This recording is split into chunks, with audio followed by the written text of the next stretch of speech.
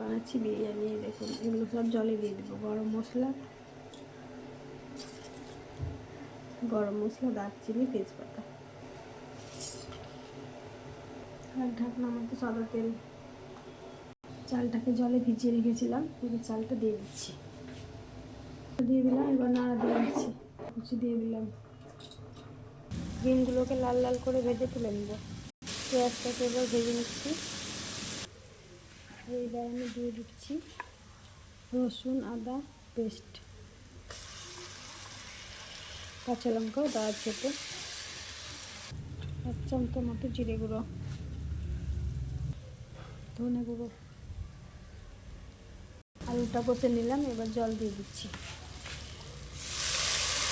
টক দই, লেবু সমস্ত কিছু দিয়ে কষে নিচ্ছি। দিয়ে দেবো কেওড়া জল, গোলাপ জল, আতর, দুধ, ক্যাশো।